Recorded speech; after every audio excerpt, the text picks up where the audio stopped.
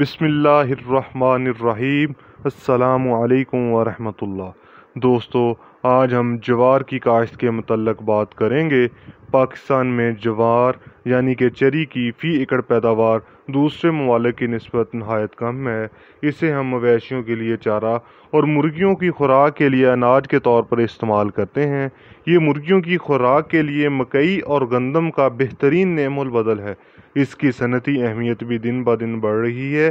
اس فصل میں گرمی اور خشک سالی برداشت کرنے کی صلاحیت زیادہ ہے، اس لیے یہ زیادہ تر ملک کے گرم اور خشک علاقوں میں یہاں دوسری فصلیں کامیابی سے نہیں اگائی جا سکتی کاشت ہوتی ہے۔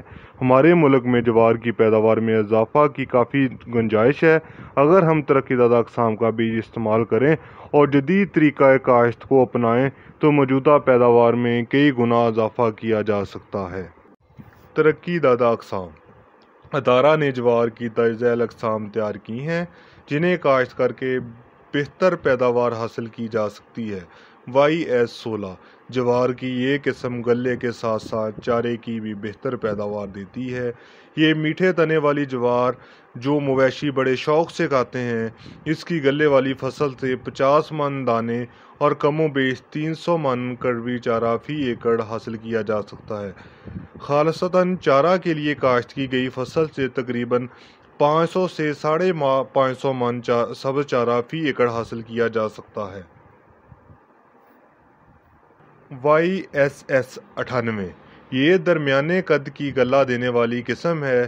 اس کا قد تقریباً 6 فٹ کے قریب ہوتا ہے۔ اس سے گلے کے ساتھ ساتھ چارے کی بھی کافی پیداوار ملتی ہے۔ اس کی پیداواری صلاحیت 60 من دانے فی ایکڑ ہے۔ وقت کاشت۔ زیادہ پیداوار حاصل کرنے کے لیے فصل کو صحیح وقت پر کاشت کرنا نہایت ضروری ہے۔ جوار کی کاشت کے لیے وسط جولائی تا پہلا ہفتہ اگست موزوں ترین وقت ہے، جبکہ چارے کی فصل وسط اپریل تا وسط اگست تک کاشت کی جا سکتی ہے۔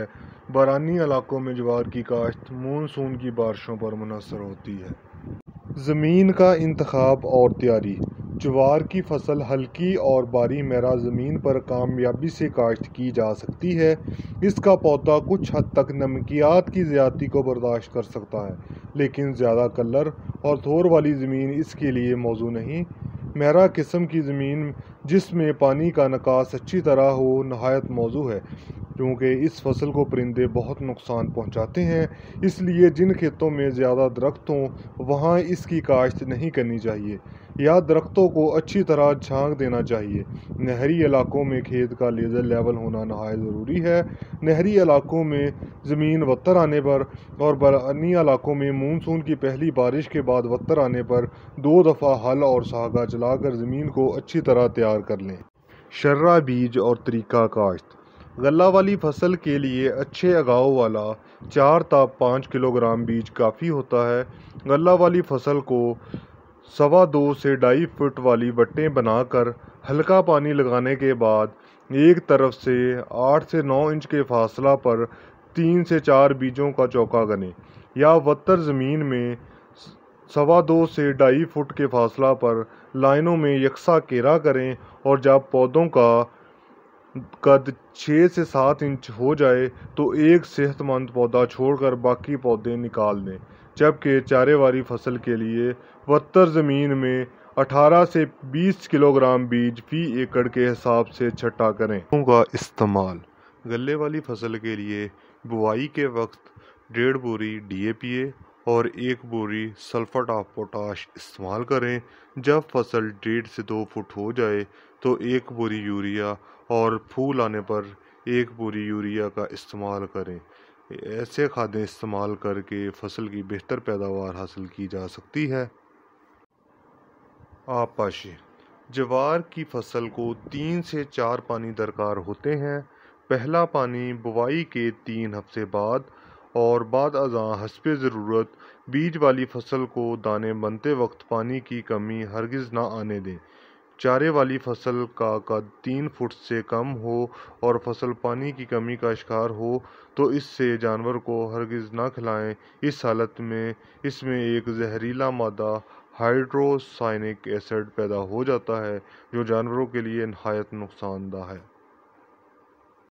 برداشت: جوار کے دانے منہ میں ڈال کر چبائیں، اگر کڑک کی آواز کے ساتھ ٹوٹیں تو فصل برداشت کے لیے تیار ہے۔ جوار کی بروقت برداشت کرنا ضروری ہے۔ زیادہ پکنے کی صورت میں دانے سٹوں سے گرنا شروع ہو جاتے ہیں۔ سٹوں کو دانتی سے کاٹ کر جلدی دھوپ میں پھیلا کر خشک کرنا چاہیے اور بارش کی صورت میں سٹوں کو اکٹھا کر کے اوپر ترپال ڈال دیں۔